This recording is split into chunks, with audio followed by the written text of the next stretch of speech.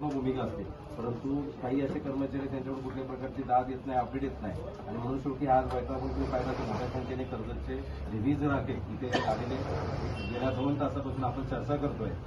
एक चांगली गोष्ट पण अशी आहे का याच्यातलं जी तांत्रिक गोष्ट आहे तर ज्याच्याने हा प्रश्न तयार होत आहे ते 2 कंबर असेल, सबस्टेशन असेल, त्याचे 2024च्या आंदोलनामध्ये आपण ती मांडणी केली आणि ती दातार साहेब असतील, केंद्रे साहेब असतील, समितीच्या माध्यमातून आपण वारंवार ती मागणी केल्यानंतर वरिष्ठ स्तरावर त्याच्या काही मंजुऱ्या सुद्धा आलेल्या आहेत, DPR सुद्धा तयार केलेल्या आहे. कारण बऱ्याचदा आम्ही हाच सांगण्याचा प्रयत्न करत असतो का 1,33,000 हे 20 ग्राहक आहेत, परंतु जी सिस्टीम आहे तालुक्याची 50,000 लोकांची आणि हेवी लोड झाल्याने काही गोष्टी यांच्या मर्यादेच्या पलीकडे आहेत. पण त्या गोष्टी सुद्धा लवकरात लवकर आपण करून घेतोय.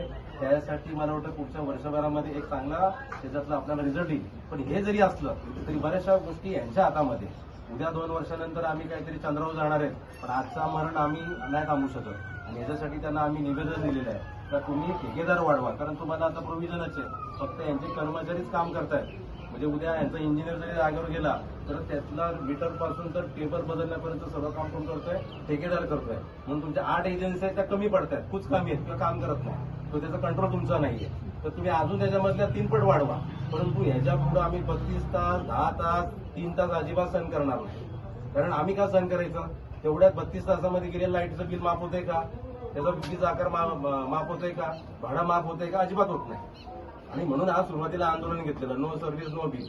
परंतु जर तुमचं वागणं बदललं नाही तुमच्या कर्मचाऱ्यांचं आणि तुम्ही सुद्धा सिरियसली घेणार असाल तर मग भविष्यामध्ये एक मोठं आंदोलन आम्हाला उभे करावं लागेल आणि तो इशारा आपण या निवेदनाच्या माध्यमातून दिलेला आहे. आता विद्यार्थ्यांचं सुद्धा ऍडमिशन सुरू होणार आहे. इथला शेतकरी आहे, इथला उद्योग छोटे मोठे आमच्याकडे काही MIDC वगैरे नाहीये आणि आज लोकांना अनेक लोक बुजुर्ग आहेत त्यांना सुद्धा त्रास होतोय. प्रचंड अशी हीट आहे आणि तुम्हाला काय अडचणी तुम्ही आम्हाला सांगा. आज स्टोरेंट सारख्या खासगी प्रकल्पाला तिथं गावामध्ये पोलीस बंदोबस्त देतात. तुम्हाला फोन बाजूला कोण अडचणी करतं ते आम्हाला सांगा.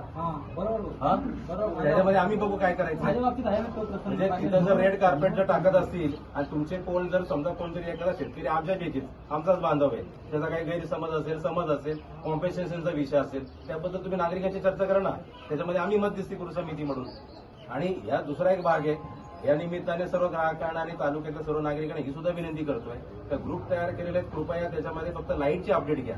त्याच्यामध्ये शिव्या, अपशब्द ह्या वापरू नका, कारण ते सुद्धा माणसंच आहेत. हा त्याच्यातला एक प्रकारे त्यांनी आता सुद्धा सांगितलं केंद्र साहेबांनी त्या 2 लोकांना मी सस्पेंड केले, 3 लोक टार्गेटवर आहेत. 3 लोक तुम्हाला आम्हाला सर्वांना माहिती आहेत. जर त्यांनी त्यांच्या वागण्यात बदल नाही केला त्यांच्या 1000 सह्यांचं आपण पत्र देऊया, मग त्यांची काय कारवाई करायची मग केंद्र साहेबांनी मग आपली गाठ आहे. तर अशा प्रकारचं सर्व एक खूप चांगल्या प्रकारे चर्चा झाली. केंद्र साहेब पुन्हा एकदा तमाम कर्जतकरांच्या वतीने तुम्हाला विनंती करतोय. आता लोकांच्या सहन करण्याच्या पलीकडे गेलेलं आहे आणि स्मार्ट मीटरचा पण महिला भगिनी घरी एकट्या असतात, इंटिमेशन केल्याशिवाय तुम्ही घरी जायचं नाही. जर कुणी गेला तुम्ही महिलांना सुद्धा सांगतोय डायरेक्ट गुन्हे दाखल करा. शासनाचं जे टार्गेट आहे त्या टार्गेटसाठी माझं म्हणणं आहे कर्जत तालुका हा विजेपासून वंचित आहे. हे मुंबईपर्यंत गेलंय तर त्यांना तुम्ही सांगा की स्मार्ट मीटर कर्जतला वागळा 1000 आठवड्यात देऊन बाकी जिथे वीज एकदम छान मिळते त्यांना द्या. आपण काय पुढे सुधारणा करणार आहात आणि काय दिल्यानंतर ऑगस्ट नंतर तुम्ही काय काय केलं ते सांगा. आपण 2 वर्षापासून निर्णय घेत आहे, संघ समिती पाठपुरावा करत आहे. त्यानुसार आपण जवळपास डिजिटल बॉक्सचे ट्रान्सफॉर्मर बदलणे, नवीन ट्रान्सफॉर्मर लावणे, नवीन लाईन ओढणे, नवीन जे कंडक्टर अपग्रेडेशन आहे इन्कमरचे ते सर्व अपडेट केलेलं आहे आपण. आणि आता जे आपला लोड पोझिशन आहे ते खास आमचे मुख्य अभियंता असतील, अधीक्षक अभियंता असतील, यांच्या सूचनेनुसार त्यांना आपल्याला विशेष कर्जत करायचं लक्ष देऊन त्यांनी आपल्या सगळ्यासाठी इन्कमरची स्ट्रेंथिंग वाढवायचं त्यांनी पुरेपूर सांगितलेलं आहे की हे 2चे कंडक्टर करा जेणेकरून तुम्हाला हेवी सप्लाय मेंटेन होईल. आणि खास करून मुख्य अभियंत्याचं हेच टार्गेट असते की तुम्ही लोकांना अनइंटरप्टेड सप्लाय द्या. याच्यावर पूर्ण ताकदीने आपण काम करत आहे. इव्हन माथेरान असेल, नैराळचा भाग असेल, कशाळी भाग असेल, कडाव असेल, कर्जत शहर असेल, पूर्ण स्ट्रेंथनिंग होईल काही दिवसामध्ये. येत्या आज पण झालेलीच आहे. आपण .1चा कंटेंट आपण केलंच आहे. RDS मध्ये पण आपण भरपूर काम केलं आहे. तर जवळपास 80 किलोमीटरचं एअरलूट केबल टाकलेलं आहे.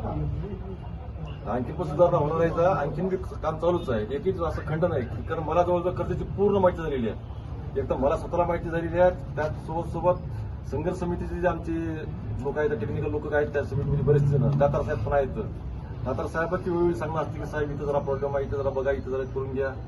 ते सगळ्यांच्या सूचना लक्षात घेऊन वकील साहेबांची जे गायडन्स असते त्यांच्या सगळ्या सूचना लक्षात घेऊन आम्ही त्या दृष्टीने पूर्णपणे DPR करायचा प्रयत्न केलेला आहे. DPR आपला दिलेला पण आहे. सबमिट पण झालेला आहे.